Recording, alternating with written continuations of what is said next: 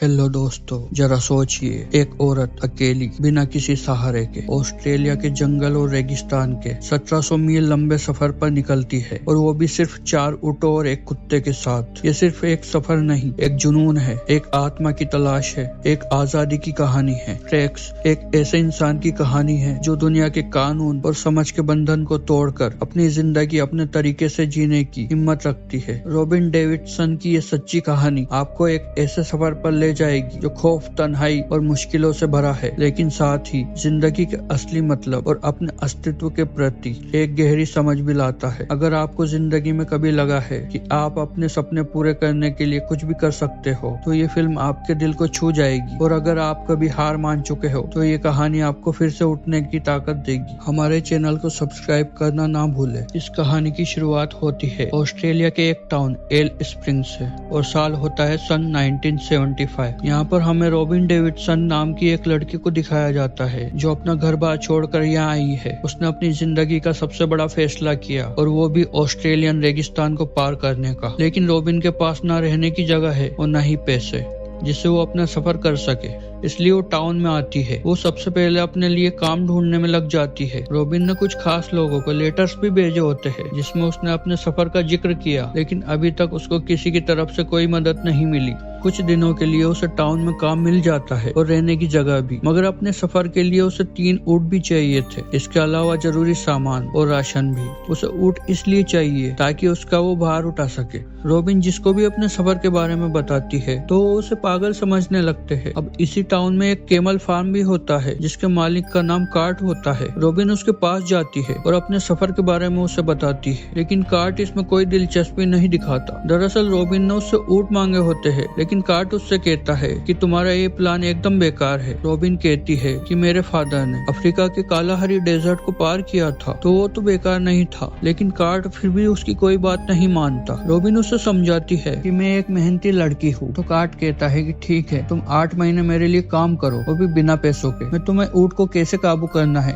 ये सब सिखा दूंगा, और 8 महीने के बाद मैं तुम्हें 2 ऊँट दूंगा। रॉबिन कहती है कि क्या हम कोई एग्रीमेंट साइन करें? तब कार्ट जवाब देता है कि नहीं, मैं वादे का पक्का हूँ। कार्ट की वाइफ उसे अपने घर में रहने के लिए कहती है, लेकिन रॉबिन बाहर ही अपना टेंट लगाती है। इन 8 महीनों में रॉबिन ऊँट के बारे में बहुत कुछ सीख जाती है। कार्ट कोई अच्छा इंसान नहीं होता। वो रॉबिन से बहुत काम करवाता है। साथ ही वो रॉबिन को बिना जूतों के चलने के लिए भी कहता है ताकि उसके पैर पथरीले जमीन को झेल सके। रॉबिन को नारुतो के बारे में काफी कुछ पता चल जाता है, लेकिन इन्हें काबू करना बहुत मुश्किल है। पर इन 8 महीनों में रॉबिन उसे काबू करना भी सीख जाती है। अब वक्त पूरा होने के बाद रॉबिन कार्ट से 2 ऊँट मांगती है, जैसा कि उसने वादा किया था। लेकिन कार्ट अपने वादे से मुकर जाता है, और उसके बाद रॉबिन को वो अपने घर से भी निकाल देता है। रॉबिन नाराज होकर यहाँ से चली जाती है। रास्ते में रॉबिन को एक टूटा हुआ घर दिखता है, और वो उसे अपना घर बना लेती है। यहाँ पर एक और आदमी होता है जिसका नाम शेली था। उसके पास भी ऊँट होते हैं। उसकी फैमिली कई सालों से ऊँट पालने का काम करती थी। रॉबिन उससे मिलने जाती है। वो उसे सफर के बारे में बताती है, और कार्ट ने जो उसके साथ किया वो भी उसे बताती है। दरअसल शेली एक अच्छा इंसान होता है। वो रॉबिन को सलाह देता है कि शायद तुम्हें अपना फैसला बदल लेना चाहिए, क्योंकि जिस सफर की तुम बात कर रही हो उसमें शायद तुम मारी भी जा सकती हो। शेली उसे 1 महीने काम के बदले में उसे 1 ऊँट देने के लिए मान जाता है। रॉबिन को 3 ऊँट चाहिए थे, लेकिन इसके बदले उसे यहाँ पर 3 महीने काम करना होगा, जिसके लिए वो तैयार हो जाती है। इसके बाद रॉबिन शेली से ऊँटों के बारे में बहुत कुछ सीख जाती है। अब कुछ टाइम के बाद रॉबिन से कुछ दोस्त मिलने के लिए आते हैं, और रॉबिन को इस हालत में देखते हैं तो उन्हें बहुत बुरा लगता है। वो रॉबिन को सलाह देते हैं कि वो अपने सफर को कम कर ले, लेकिन रॉबिन इसके लिए मना कर देती है, क्योंकि वो बिल्कुल अलग इंसान थी जो दुनिया के भीड़ भाड़ और लालच से दूर रहना चाहती थी। इन्हीं में से एक फोटोग्राफर भी होता है जिसका नाम रिक था। दरअसल रिक ने ही रॉबिन को ये सलाह दी थी कि नेशनल ज्योग्राफिक चैनल वाले तुम्हारे सफर को स्पॉन्सर कर सकते हैं, क्योंकि रॉबिन को पैसों की भी जरूरत है। अगली सुबह रॉबिन के दोस्त चले जाते हैं। अब 1 महीना काम करने के बाद शेली उसे 1 ऊँट दे देता है। कुछ दिन बाद रॉबिन को पता चलता है कि वो ऊँटनी प्रेग्नेंट है। रॉबिन फैसला करती है कि वो थोड़ा और इंतजार करेगी। इसके बाद वो फिर से कार्ट के फार्म पर चली जाती है ताकि वो उससे 2 ऊँट ले सके, लेकिन वहाँ पहुँचने के बाद उसे पता चलता है कि कार्ट ने अपना फार्म किसी को बेच दिया है। रॉबिन ऊँटों के सौदे के बारे में डेविड नामी आदमी से बात करती है, लेकिन वो आदमी रॉबिन की बात नहीं मानता और कहता है कि कार्ट ने मुझे किसी सौदे के बारे में नहीं बताया। दरअसल ये आदमी यहाँ पे नया होता है और जब रॉबिन देखती है उससे वो ऊँट संभाले नहीं जा रहे तो उसकी मदद करती है और उसके बाद वो आदमी रॉबिन को ऊँट दे देता है, जिससे रॉबिन को बहुत खुशी होती है और वो नेशनल ज्योग्राफिक वालों को लेटर लिखती है जिसमें वो अपने सफर के बारे में बताती है। इसके साथ रॉबिन को स्पॉन्सरशिप की भी उम्मीद थी। अब सफर पर निकलने से कुछ दिन पहले शेली रॉबिन को बोलता है कि अगर उसे कोई नर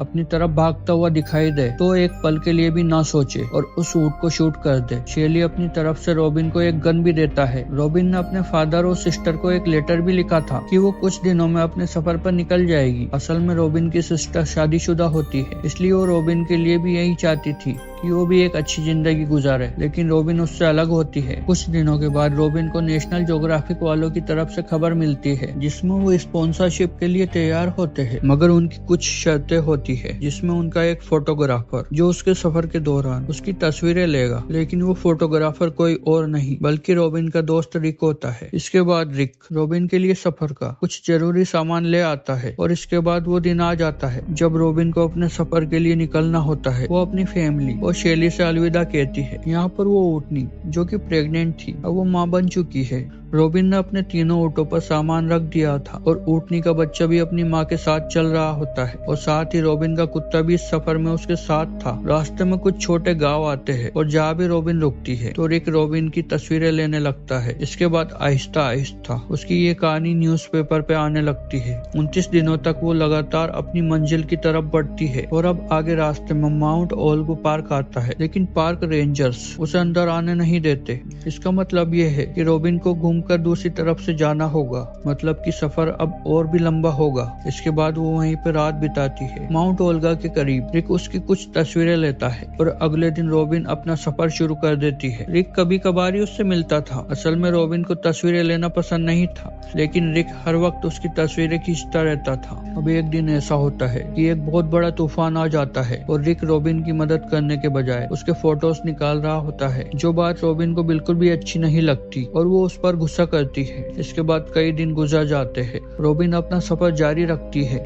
इस सफर में कुछ दिन उसके लिए बहुत मुश्किल होते हैं। अब ऐसे करते करते 2 महीने गुजर जाते हैं। रॉबिन के ऊँट अभी तक सही सलामत होते हैं, लेकिन रॉबिन बहुत थक गई होती है और साथ ही बहुत कमजोर भी। अब एक दिन जब वो सोकर उठती है तो उसके सभी ऊँट गायब होते हैं। वो काफी परेशान हो जाती है और वो उस रेगिस्तान में अपने ऊँटों को ढूंढने लगती है। काफी देर तक ढूंढने के बाद उसे अपने ऊँट मिल जाते हैं और उसके बाद वो अपना गुस्सा अपने ऊँटों पर निकालती है। अब इसके बाद वो भी एक गांव में पहुंचती है। रिक और उसका साथी वहां पर रॉबिन का इंतजार कर रहे होते हैं। वो 1-2 दिन इसी गांव में बिताती है। अगले दिन रॉबिन को बताया जाता है कि उसके रास्ते में एक ऐसा इलाका आएगा जहाँ के लोग उस जमीन को पाक मानते हैं और किसी बाहरी औरत को वहाँ पे जाने नहीं देते। इसका मतलब ये है कि रॉबिन को फिर से घूमकर जाना होगा। इसके बाद रॉबिन ना चाहते हुए भी अलग रास्ते को चुनती है। ये रास्ता इतना खतरनाक होता है कि यहाँ पे रॉबिन की जान भी जा सकती है, लेकिन रॉबिन फिर भी हिम्मत नहीं हारती। वो लगातार आगे बढ़ती रहती है। एक दिन जब वो रास्ते में आराम करने के लिए बैठती है तो उसे 3 नर ऊँट अपनी तरफ आते हुए दिखते हैं। तभी वहाँ पर रॉबिन को शेली की बात याद आ जाती है और तभी वो अपना गन निकाल लेती है और उनमें से 2 ऊँटों को मार देती है। हालांकि ये करते हुए उसे बहुत दुख होता है। इसके बाद जब वो आगे बढ़ रही होती है तो रास्ते में उसे एक नदी दिखाई देती है जहाँ पर वो अपने जानवर को और खुद को भी नहलाती है और तभी वहाँ पर कुछ लोग आ जाते हैं। इनमें से 3 आदिवासी और 1 ऑस्ट्रेलियन होता है। इस आदमी का नाम जोसेफ था। रॉबिन जब अपने सफर के बारे में इन्हें बताती है तो इन्हें काफी हैरानी होती है। जोसेफ कहता है कि जो रास्ता तुमने चुना है वहाँ पर गहरी खाई है, तुम वहाँ पे भटक जाओगी। रॉबिन उसे बताती है कि मैं सीधे रास्ते से नहीं जाऊंगी क्योंकि यहाँ के लोग जमीन को पाक मानते हैं। तब जोसेफ रॉबिन की मदद करता है। वो अपना एक आदिवासी साथी जिसका नाम एडी है उसे रॉबिन के साथ भेज देता है इस आदिवासी को। थोड़ी बहुत इंग्लिश भी आती थी। वो अपनी लैंग्वेज में उससे बात करता है। इसके बाद रास्ते में रॉबिन की मुलाकात एक मशहूर ट्रेवलर ग्लेन से होती है और वो उसे अपने सफर के बारे में बताती है, साथ ही उससे मदद भी मांगती है। वो उससे कहती है कि मेरा एक लेटर है जो नेशनल ज्योग्राफिक वालों को भेज दे, क्योंकि रॉबिन को कुछ सामान की जरूरत थी। अब एडी यहाँ से वापस जाना चाहता था क्योंकि उसका सफर यहीं तक था, लेकिन रॉबिन उससे और मदद मांगती है और एडी अपने जूतों की तरफ इशारा करता है और कहता है कि इस लंबे सफर के लिए मेरे जूते सही नहीं है। तब रॉबिन उसे जूते ला कर देती है। इसके बाद कई दिन गुजर जाते हैं। ये लोग अपना सफर जारी रखते हैं। एक दिन कुछ टूरिस्ट उनके रास्ते से गुजर रहे होते हैं। रॉबिन को ये बिल्कुल भी पसंद नहीं होता कि कोई उसकी तस्वीर ले, इसीलिए वो उनके लिए रुकती नहीं और आगे बढ़ जाती है। रॉबिन अब केमल लेडी के नाम से मशहूर हो चुकी है, इसलिए हर कोई उसे केमल लेडी कहता है। अगले सीन में जब एडी कंगारू का शिकार करके लाता है तो रॉबिन उस कंगारू को काटने वाली होती है, लेकिन तभी एडी उसे रोक देता है और कहता है कि तुम्हें यहाँ के रूल्स नहीं तोड़ने चाहिए, यानी कि औरत किसी जानवर को नहीं काट सकती। 20 दिनों के बाद रॉबिन और एडी एक गांव में पहुंच जाते हैं जहां पर रिक इनका इंतजार कर रहा होता है और अब एडी का सफर यहीं पर खत्म हो जाता है क्योंकि वो इसके आगे नहीं जा सकता। लेकिन आगे रॉबिन के रास्ते में एक ऐसा रेगिस्तान आने वाला था जहाँ पर पानी का नामो निशान नहीं होता। रिक रॉबिन से कहता है कि मैं कोशिश करूंगा कि हर जगह पे तुम्हारे लिए पानी का इंतजाम करूं। अब इसके कुछ दिनों के बाद रॉबिन उस रेगिस्तान में कदम रखती है, लेकिन यहाँ पर उसकी हालत कुछ अच्छी नहीं होती और यहाँ पर उसका दिमाग ठीक से काम नहीं करता। उसका बदन काम करना छोड़ देता है, साथ ही उसे अजीब अजीब चीजें दिखाई देने लगती है। और एक दिन ऐसा होता है कि वो अपने कंपास को खो देती है। काफी ढूंढने के बाद उसे कंपास तो मिल जाता है, लेकिन वो अपनी यादों में ही खो जाती है। लेकिन फिर भी वो रुकती नहीं, आगे बढ़ती है और एक दिन वो एक घर के सामने पहुंच जाती है। वो काफी देर तक वहाँ पर खड़ी रहती है। उसे ऐसा लग रहा होता है ये उसका वहम है, मगर ऐसा नहीं होता। वहाँ पर एक बुजुर्ग औरत आती है और उसे अपने घर में ले लेती है। वो लोग उसे खाना भी देते हैं और नहलाते हैं। उन्हें जब पता चलता है कि रॉबिन इतना बड़ा सफर करके यहाँ तक पहुंची है तो वो काफी हैरान हो जाते हैं। अब कुछ दिन रॉबिन वहीं पर रुकती है और इसके बाद वो फिर से अपने सफर पर निकल जाती है। और एक दिन ऐसा होता है कि उसका कुत्ता प्यास की वजह से जहर पी लेता है, जिससे उसकी मौत हो जाती है। रॉबिन को अपना डॉग खोने पर बहुत दुख होता है। वो बहुत ही टूट जाती है क्योंकि बचपन में भी उसने अपने कुत्ते को खो दिया था। अब रॉबिन अपनी मंजिल के बहुत करीब थी। वो एक जगह पे रुकती है। इसके बाद वहाँ पे बहुत सारे जर्नलिस्ट और रिपोर्टर्स आते हैं क्योंकि रॉबिन के सफर के बारे में सबको पता चल चुका है, इसलिए वो उससे मिलने आते हैं और बहुत सारी तस्वीरें लेते हैं। लेकिन रॉबिन किसी से भी मिलना नहीं चाहती थी। वो बहुत दुखी होती है। रॉबिन ने तकरीबन अपना सफर पूरा कर लिया था। कुछ दिन वो और रिक एक गाँव में रहते हैं। इसके बाद वो अपने इस लंबे सफर को पूरा कर लेती है। रिक समंदर के किनारे उसका इंतजार कर रहा होता है और रॉबिन उसे अपने गले से लगा लेती है। इसके साथ ये कहानी यहीं पर खत्म हो जाती है। तो अगर दोस्तों ये कहानी आपको अच्छी लगी, ये एक्सप्लेनेशन अच्छी लगी, तो प्लीज इस वीडियो को एक लाइक करें और हमारे इस चैनल को सब्सक्राइब करें। मिलते हैं किसी और दिन एक नई वीडियो में। तब तक के लिए टिल देन बाय बाय।